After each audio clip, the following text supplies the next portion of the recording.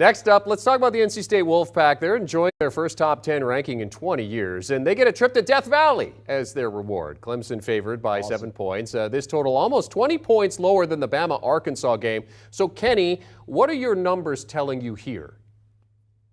Yeah, well, Jeremy, with Ian coming up through Florida and then knowing it was going to go through South Carolina, this total plummeted in the middle of the week, went from 46 down to 39. And then it started to make its way back up. I went over 40.5 in the game. Just way too low of a total. It's back up to 46 again now. I think that's where it's supposed to be. I do still like it a little bit over there, but I think it's all about Clemson losing last year, revenge match. Again, it's all about recruiting and the players you get. North Carolina State has done a great job of picking up the athletes and the talent level at their school. They're still not Clemson. They're not at that level. Clemson still has those elite athletes. And as long as DJ can put points on the board like he did last week against Wake Forest, which they escaped with a very, very fortunate win, they're the better team playing at home. There's a short price with revenge. I think Clemson gets that revenge today.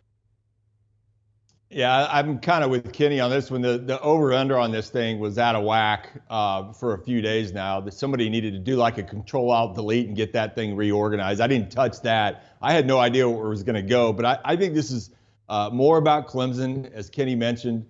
This is a situation when you look at NC State, they're good on the back end in terms of their back seven. This is the defense that only gives up $178 through the air. So it's not like offenses are showing up and just knocking the top off the defense. The other thing is, I think this is a lot about Devin Leary as well at the quarterback position for NC State. Is this a guy that can stand in there and deliver our marquee win? He's kind of flying under the radar screen in terms of national publicity, but he's a very good quarterback. He's good at what he does, doesn't make stupid decisions. He's mobile enough to escape the pressure. So I like it on that side of the ball, but I just think at this number, I think because of the front seven up front at the point of attack for Clemson, I think it's going to be one in the trenches, and I'm going to take Clemson to cover this number. Man, I hate to be on the opposite side of my teammates. John, Kenny, you know I rock with you guys. I love you guys. But for this particular ball game, I'm on the opposite side. Man, I'm rocking with Wolfpacks.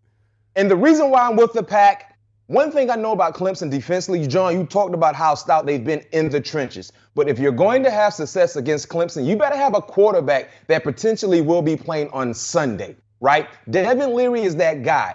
He's a guy that's been around for quite some time. He's experienced. He's played in a number of big-time ball games, especially going back to last year's game against Clemson. And this moment will not be too big for him. And the thing about Clemson, we know how stout they've been in the trenches, but the Achilles heel for their defense the entire year has been the secondary play. We saw what Sam Hartman and the Demon Deacons offensive guys were able to do against that secondary. Now, scheme-wise, the Wolfpack is not the same when it comes to the aggressive style we saw from Wake Forest, but they will take shots. And so far throughout the entire year, the secondary from Clemson has shown the ability to not be able to cover anybody. So I think Devin Leary will have some opportunities. He will capitalize on those opportunities. And then when you transition to the betting trends, get this.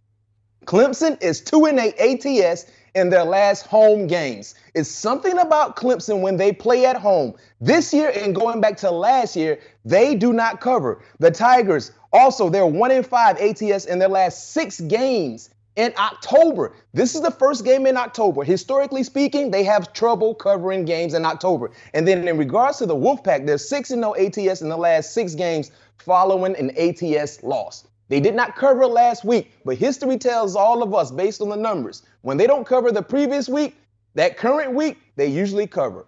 Give me the Wolfpack. And Clemson putting its FBS leading 36-game home winning streak on the line in this one. John Berger, Kenny White, Bryant McFadden talking about a couple of the big top 25 games, courtesy of our friends at Papa John's. Better ingredients, better pizza. Thank you, gentlemen. Let's recap their picks for these games. Let's start with Alabama and Arkansas. Bama 17.5-point favorites. Kenny and John like Arkansas with the cover there, and BMAC going with the under of the 61 points there. And in terms of NC State heading to Death Valley to take on Clemson, Kenny White, John Berger like the Tigers at home. BMAC going the other way. He's all about the Wolfpack to cover the 7. Well, these guys not going anywhere because we still have plenty of games to discuss. Up next, we'll focus on that early window and get some good plays and stayaways from our quartet.